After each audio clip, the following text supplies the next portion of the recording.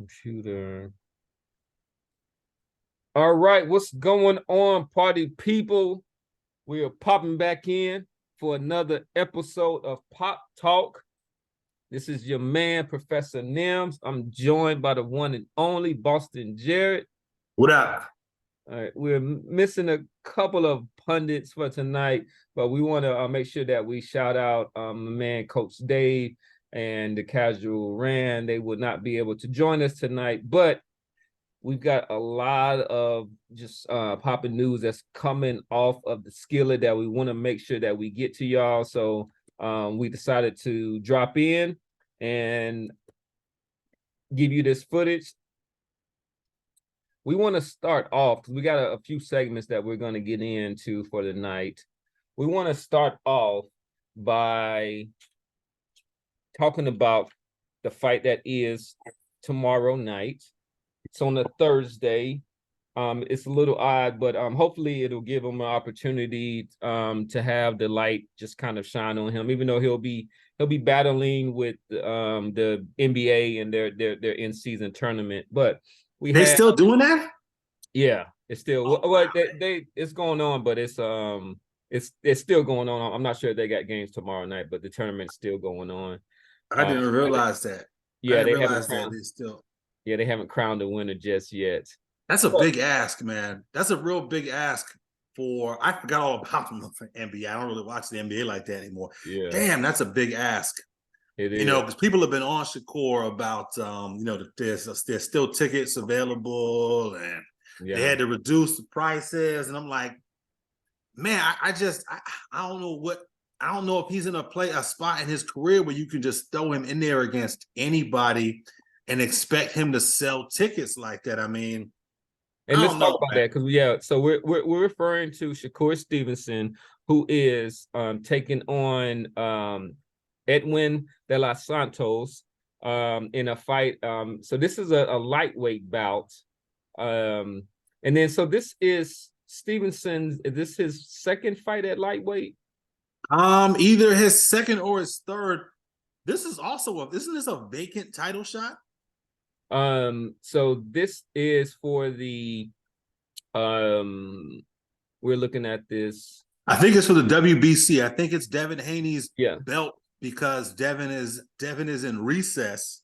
Exactly. So Stevenson de los Santos will fight for the vacant WBC lightweight title. Devin Haney held that championship, but the WBC designated the undisputed lightweight king is champion in recess. Once Haney chose to move up to the 140-pound weight division to fight on Regis Prograis in there. So this is for a belt. One of the things that they kind of talked about was Shakur Stevenson came in at, I didn't think it was too low. He came in at 133.8 pounds, and the Dominican de los Santos came in at 134.3 pounds. So, but that means he's in good shape.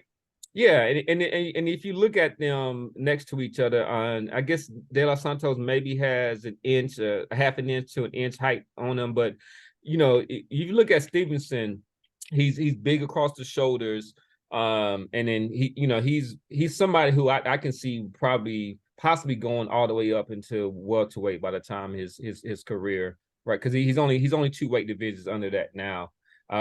Maybe super welterweight. I think that'd be a push at his height, fighting at 5'8". But at the same time, if he can go and win a welterweight title at some point, which is one of the glamour divisions, right? I think that will help him accomplish with something that he is kind of struggling, which is to endear himself to the kind of casual boxing fan.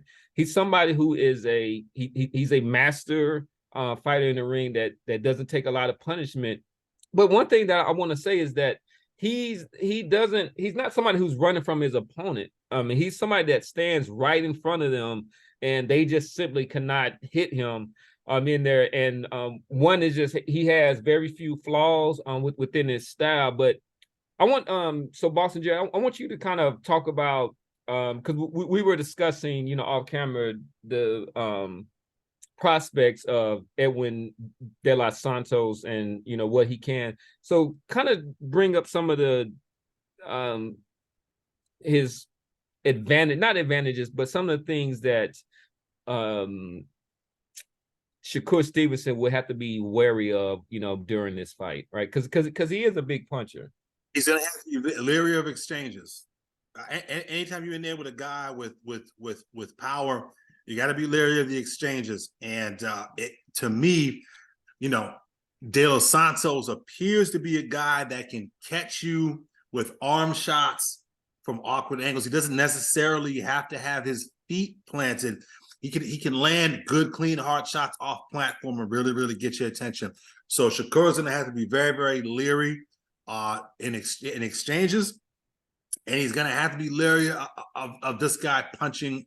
Well, I said exchanges, so he's punching with him, but allowing him to launch off of that back foot and land punches. I think that's going to present an opportunity. I think ultimately that's going to be Edwin De Los Santos's undoing, is trying to close that distance and land something, or land a big hard shot. I think he's going to get caught on the way in. But conversely, Shakur's going to have to be leery of this guy when he's able to plant those feet, launch off that back foot, and really, really get maximum leverage, because he's able to get good contact. He's going to be able to hurt Shakur Stevenson, I think. Really? So yeah, yeah, absolutely. This guy, like Coach Dave likes to say, I don't think Shakur is going to have to go look for Edwin De Los Santos in this fight the way he had to go look for Robson Conceição, right? Robson Conceição, being a gold medal winner, is cagey enough, experienced enough to know how to make a fight ugly, especially if he doesn't want to get knocked out. That guy's going to be a tough guy to get up out of there. Edwin don't really have nothing to lose. He's playing with house money at this point, right? He was never supposed to beat Rayo Valenzuela. He was never really supposed to have this opportunity, at least not 16 fights into his career. Mm-hmm. So Edwin De Los Santos is playing with house money right now, man. I think he's gonna go out there and he's gonna, I don't expect him to win, but I do expect him to put on a good show. I think he goes out on a shield in this fight, and they're able to put on a good show. But it's the power of De Los Santos that Shakur has to be mindful of. You got to keep it tight. You got to keep a tight defense in this fight, because if this kid catches him, he's going to be able to get his attention. Yeah. So just for those who don't know him, so he did come onto the map by his win over Rayo's Venezuela. This was back in September of 2022. He's 16-1 with 14 KOs. So he does have that's like a 80-something% knockout KO percentage. He is somebody that is stepping in on this fight, because this if those who don't know, Stevenson was originally slated to fight Martin. Frank Martin. Frank Martin. But he withdrew from the fight because he felt his percentage of the purse wasn't high enough. So basically, it was he felt that the risk wasn't worth the reward, which is I'm trying to understand. This is somebody who is 18 fights into your pro career. You've headlined some fights on the now defunct Showtime boxing network. And this is an opportunity to take on a pound-for-pound fighter, if you do truly believe in your skills, and to get a vacant title. That's a bit of a head scratcher. But urban advisors. Isn't that what Don King called them? Urban advisors. Urban advisors. Yeah, and he negotiated himself into even further obscurity than he already was. Already an obscure fighter. The only reason anyone knows who Frank Martin is because he's promoted and managed by Errol Spence, and huge missed opportunity. I don't even think we should be talking about Frank Martin, though. I mean, no, it is. He negotiated himself out of the conversation. So yeah, and to me, I mean, I think that it hurts the boxing fan is the one that hurts, because I think it takes it from a kind of an A+ fight down to maybe an A. Oh, you think so? Fight. I think this is going to be a much more entertaining fight now because of Edwin De Los Santos being in the fight. Edwin De Los Santos is an action guy. He is, Jim Lampley called him boxer punchers. That's what De Los Santos is. Fights, whenever you put two boxers in the ring, I'm always leery of how entertaining or how appealing it's going to be to a casual audience, right? To me, I don't really care because I'm a hardcore. I'm gonna appreciate what goes on in there, but that fight would not have been nearly as entertaining as I think this fight is going to be. This is Bob Arum and Top Rank. I think they were very, very happy to match with De Los Santos as opposed to Frank Martin. Frank Martin might have been the bigger name. Yeah, and that's what I'm really just kind of drawn upon right now, and just this is going to be the better fight. This is going to be a much, much better fight. This fight, I'd be surprised if this fight goes 12. I'd be surprised if this fight goes 12. I think Shakur gets him out of there around the 7th or the 8th. Okay, so let's we kind of talked about that because we want to jump at this because we got a lot of segments for tonight, but we're just gonna go ahead and give our pundit picks. Just kind of talk about a little bit about how you see the fight developing, and then you already kind of gave your pick, so I'll kind of come in with mine. But just for the bettors out there, Shakur Stevenson is a 14-1 favorite. So if you're feeling a little lucky, and if you want to put some money down on there, so that's essentially $100 will pay you back $1,400 on there. So that's not a bad bet in there. I don't know if De Los Santos is that big of a puncher, but it's y'all's money. It is the holiday season. Holiday season's coming up here, guys. I don't know if I'm putting big bucks on Edwin De Los Santos. But look, if you up, right, you won a little bit of money a few weekends ago or last weekend or whatever. Hey, throw $150, I guess. I don't know. I'm not a better. And then depending on where you at in Vegas or whatnot, because this fight is in Vegas, it's like I mean $100. That's 2 drinks for some place that So, you're not lying about that, man. You're not lying about that. So you'll blow, so you'll blow 100, but I think 14-1, I think that it's worth taking a fly on the underdog. But I'm not saying that I'm picking him. I think that the fight will start out a little bit cagey at the first 2 rounds. I think that because Shakur Stevenson is such a master of distance and also of footwork that he'll be able to keep Edwin De Los Santos a little bit off balance and then a little bit kind of outside of his punching range, just enough for him to kind of download what he needs to be able to kind of take over the fight. But I will say I'm gonna go with a clear cut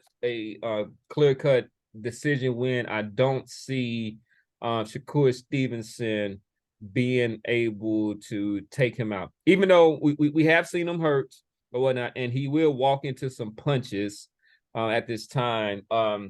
And the weight, I mean, it doesn't concern me that much. But it he's definitely in great shape or whatnot, and it seemed like he might have been training to kind of move around. So Shakur to move around. Yeah, I'm talking about Shakur. Because I was saying maybe it seemed like he was trained to kind of move around a little bit more in this fight. I'm not sure. I haven't seen much, if any, of the of camp from either guys. Right, but he did come in at 133 pounds, which is to me indicates that he's is in pretty good shape. I did not see the weigh-in, so I don't know what the body composition. Are you pulling that up right now? The face to face. Yeah. So I'm not sure what to make of as far as body composition, if he's looking shrunken or not. It's tough for me to believe that he would be at 135. I've stood right next to Shakur Stevenson. He's a pretty small kid. I'm a little bit bigger than most people my height, but to me he's big. Like he's somebody. Well, I met him when he was at 126. It was right over there. Okay. He was still living in Virginia at the time. He was over there at the Costco over there at Pentagon City. Yeah. And I happened to be over there. He's small. But this was 126 pound Shakur. He was definitely on the smaller side. He was swimming in the hoodie. But his frame, he's 5'8". He's probably about 5'8", maybe close to 5'9", 68-inch reach. Yeah, I mean, to me, that's a welterweight frame, So 133 pounds. All that to say this: 133 pounds, I think is great. I think that bodes well. I think he's in tremendous shape. To me, that's just he's eating veggies and fish, not much red meat, low protein intake during the camp. What it indicates to me. That's me. Even not here, much water, maybe for the last couple of days, maybe not much water. I don't think that I don't think that's a bad omen or anything like that. Here he even looks a little bit taller. I'm gonna go to it, but sometimes there's a little ploy that some fighters might not have their shoes on in there, but he looks and I just checked with Edwin De Los Santos. He's 5'8", but from the pictures that I've seen, Shakur looks a little bit taller than him. But I'm gonna go to the footage now. Yeah, Shakur is say he's listed. I think that's listed at 5'8" or 5'9". I think that's the box fade, honestly. I think they both about the same height. Edwin De Los Santos is looking down, his head's tilted down, and Shakur got that box fade. I think they're about to say. Well, yeah, height's not gonna be a factor. And if you look, so this is he does look big though. Holy shit. No, but if you look, so if I go back, so this is what, right? So Edwin doesn't have any shoes on, and then Shakur does, even though he got his slides on. He has his slides on. But I want to go right before they kind of come face to face or whatnot. But Shakur, I mean, he doesn't look drained at all. I mean, he looks strong, like, and like he looks like a naturally bigger guy to me. Yeah. So, and you can tell that he likes not having to go down to 130 pounds, and then he's gonna presumably fill out a little bit more. He's really filling into this weight nicely. You can see it that Yoshino. You can see it like look how he's like across the shoulders. Yeah, he's big. He's way bigger across the shoulders. Yeah. So wow, I mean, you might be. I mean, he might be if he decides to go, once he's able to figure out distance and his timing. If he goes out on the front foot against this guy, I mean, because he definitely has some pop, but it might be where the referee kind of steps in and kind of stops the fight. But maybe my only concern is if Edwin has in his mind that I'm not gonna let this kid knock me out, because he's gonna get caught. He's gonna get caught coming in. He's gonna get caught coming in trying to close that distance. I think and Shakur's straight left hand is gonna catch him. I think he's gonna put him down. And if he goes into survival mode, and then Shakur then has to go look for him, that's the only way I can see this fight getting a little bit dull and and the entertainment factor going down. But if Edwin De Los Santos, the way I hope his mentality is, hey, playing with house money, go in, put on a good show, right? Yeah. And hopefully I get a call from somebody else here over the next 6 to 9 months, because PBC still ain't got no TV deal, right? Yeah. The PBC still ain't got no TV deal. So if I'm him, I'm like, fuck it. Put on a good show, and maybe Top Rank calls me back for a Joel Ortiz fight or something like that, or somebody maybe DAZN, maybe Matchroom gives me a call over there for a fight, So I hope he has that mentality going in. I hope he has the mentality, hey, go out swing, go out on my shield, go out in a blaze of glory, go out guns blazing, and don't go into survival mode and take the air out the ball. It's not going to be a good look for him. But yeah, you saw how Yoshino, the last fight, Yoshino, the Japanese fighter, the guy who had beat Nakatani, who gave Teofimo Lopez a lot of problems.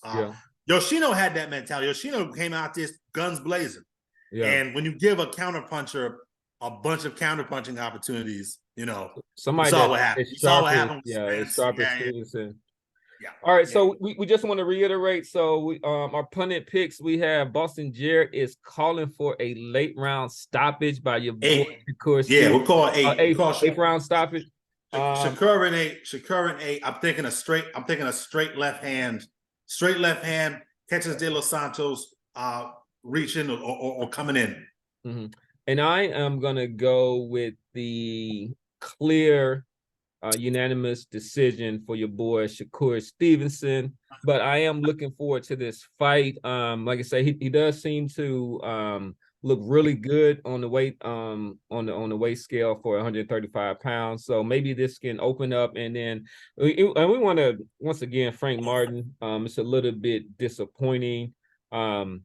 So, and we shouldn't even be saying his name because now we shouldn't go look him up and give him some press. But let's give props to the fighters who are in the ring. But if you are feeling a little frisky, remember that De Los Santos is a 14-1 underdog. Yeah. All right. Shit. With a little $20